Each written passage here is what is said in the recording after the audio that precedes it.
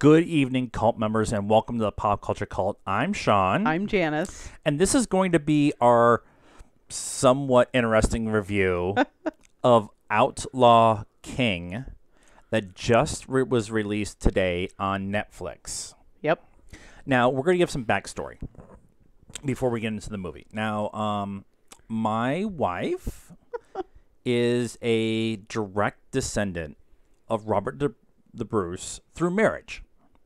Robert the Bruce's wife. Wife, right. One of his several wives. Several wives. He, it was the Middle Ages, and, people died fairly easily and fairly young. And so she is actually related to one of the wives that Robert the Bruce had later in his life.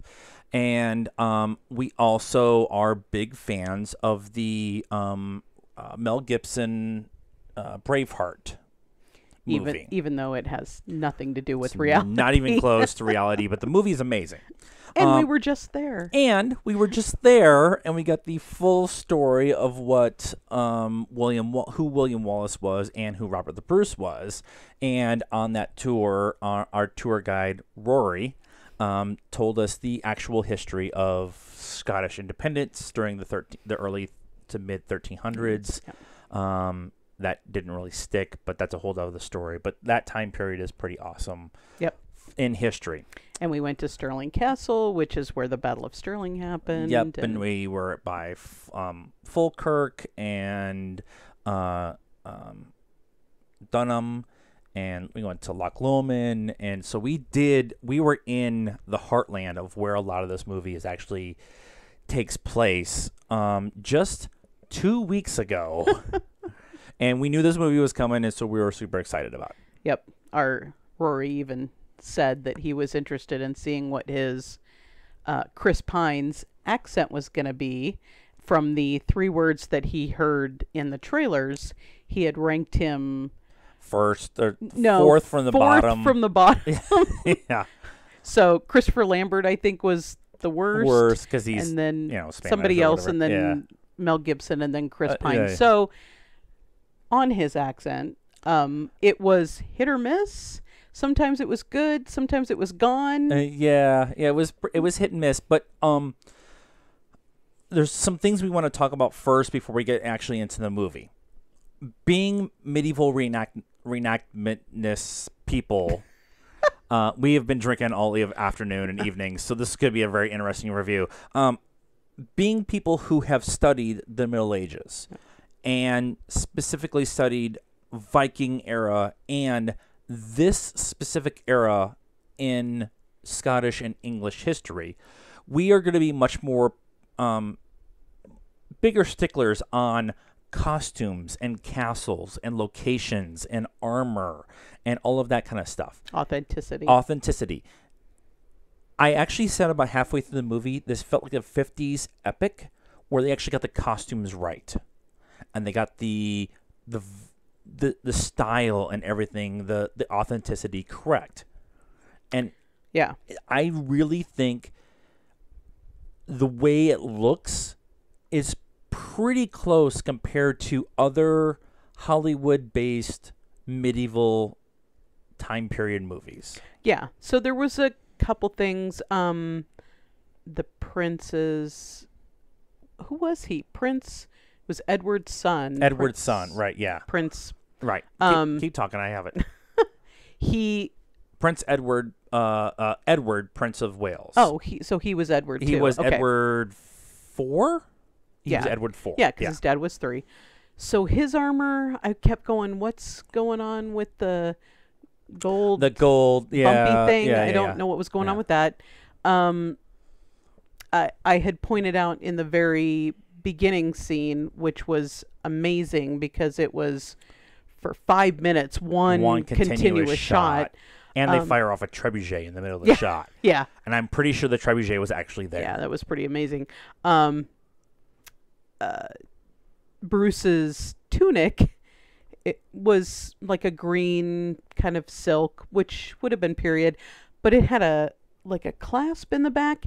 The neck was gigantic. He didn't need a clasp in the back. You could have pulled that up over. We're getting a little stickler on that, but the costume itself was pretty awesome. Yeah. To be honest, the costuming, the armor, all of that was the closest we've gotten in a Hollywood production in a very long time, which is why I said the 50s kind of feel to it. Yeah. And the fighting was pretty amazing. So we've heard some reviews from different people. Frosty from Collider had talked about it. Dan from Nerdist had also talked about it.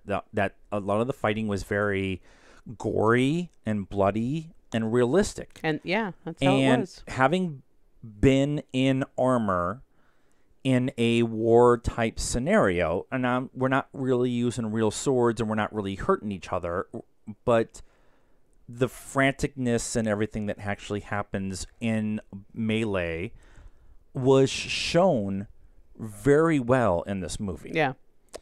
And I appreciate that they did not shy away from being gory within those war scenes.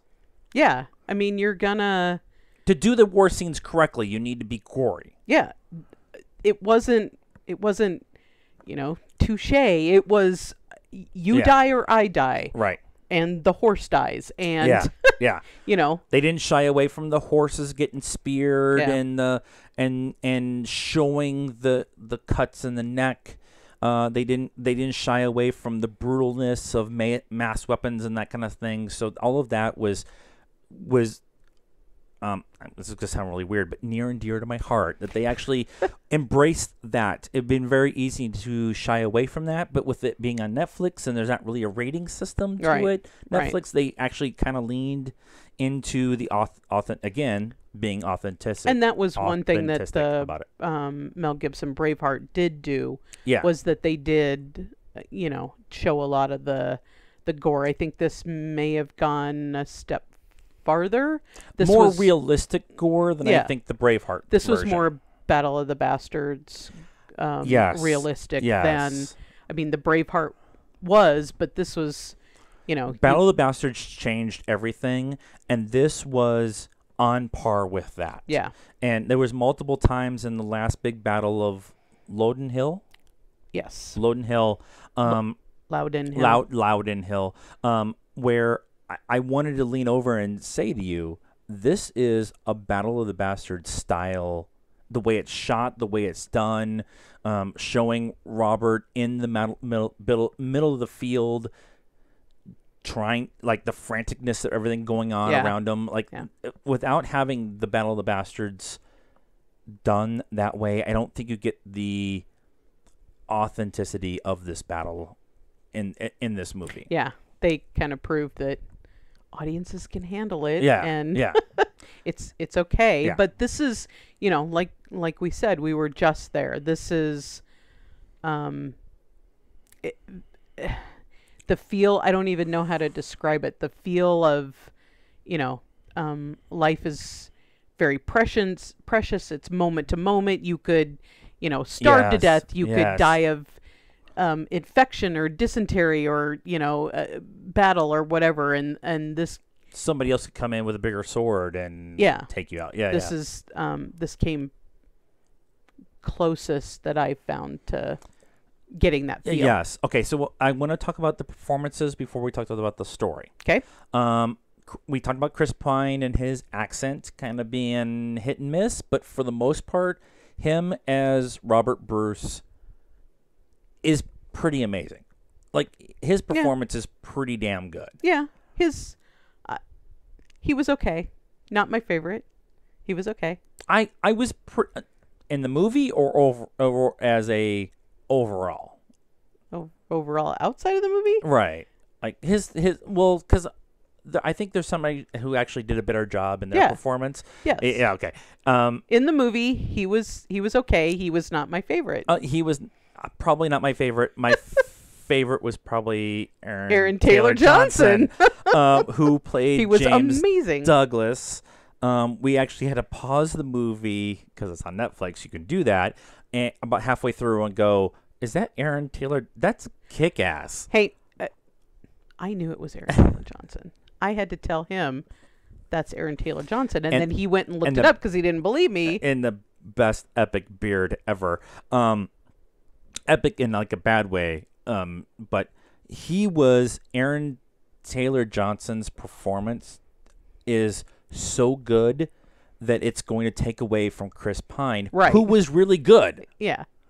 And the lady who played Elizabeth. Where's her name? I have IMDb up, so I have it up here somewhere. It's right there. Florence Pugh. Pugh. Okay, Florence Pugh.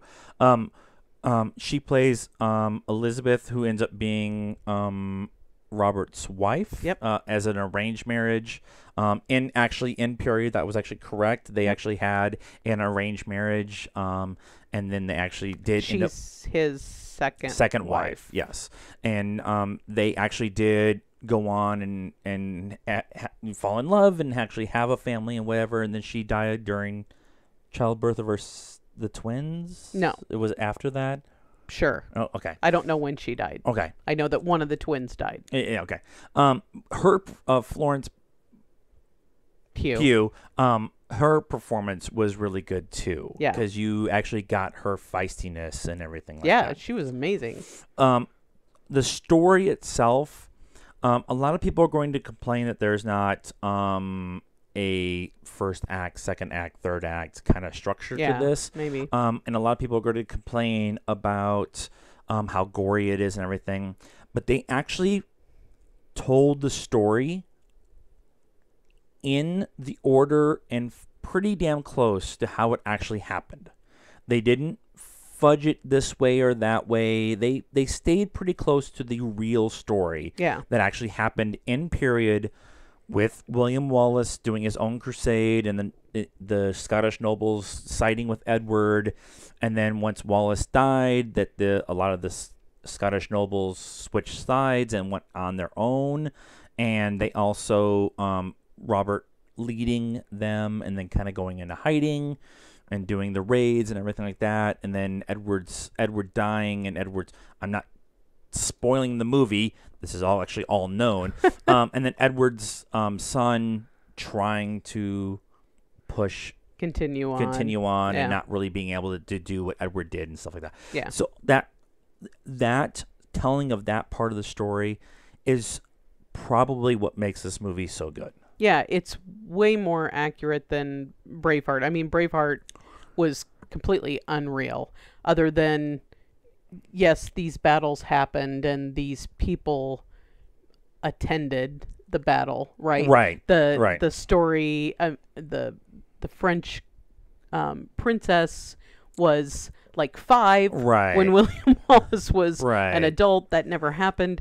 And William Wallace and Robert the Bruce maybe had met once in passing. Yeah, and they really weren't friends and stuff like that. Yeah. The whole William Wallace raiding the lords and killing them in their sleep, that never happened. Yeah. So this story definitely was way more accurate. Probably 5 years condensed down into what I think it actually was 10 or 12 or something like that. What felt more like down maybe a year. Yeah. That was, it was way longer than they condensed it down. But yeah, the story was way more accurate. Some people are going to complain how fast the first part is. Getting to Robert being the king, people might complain that they skipped a bunch of stuff. But that's not what the story is about. The story is about going from swearing allegiance to the English king to Robert actually becoming king and actually enforcing his being actually king. Yeah, and like halfway through I was like, they totally could have done this in like a 10 episode series. Yeah. And that would have worked. But the people that are in it, especially like Chris Pine, they've got other obligations, they've got other things to do. A 6-week filming or a 6-month filming is the difference. Yeah. And so this is probably one of the better historical biopic kind of stories that we've actually seen, telling the story the correct way with the correct costumes, not shying away from the actual fighting and everything like that, and is 100% worth watching. If you have Netflix, it's also worth buying Netflix for this movie. We're going to score it. Score. I told you before we started we're going to have a score. I know. 4.25. I'm at a 4.25. We have seen... We didn't talk before. No, I'm at a 4.25.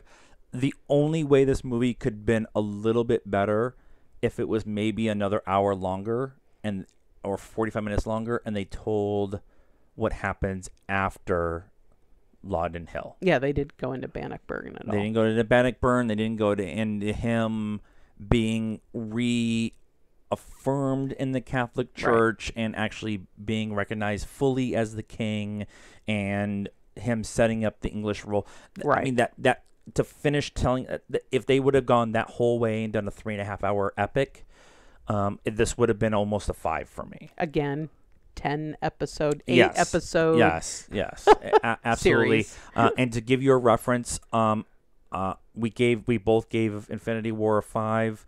I'm not that far off of giving this thing a 5 if it spent another, like I said, 45 minutes telling the whole story. But it's going to be up there with our Braveheart, Rob Roy, Kingdom have to watch before we go to war. And the first thing that she said when the closing credits began, she said, "We're watching this again," and I said, "Abso-freaking-lutely." And then I also said, I'm going to swear, and I'll try not to swear too much on this show, but holy fucking shitballs. This is one of the better movies we've seen all year, and it's on Netflix. Yeah. That is our thoughts on Outlaw King on Netflix. What did you guys think? It just dropped on the 9th of November, so tell us after you've watched it, or are you excited about this movie? Like this video and subscribe to the channel. Let us know what you think of Outlaw King. Get a hold of us too on our social media network. We're on Facebook at PopCultureCult, PopCultureCult1, on Instagram and at Pop_Cult1. Fuck Twitter. We're also on the Stardust app. Download it for free and just follow us first and then react to everything you're watching, including Outlaw King. And until next time, good night now.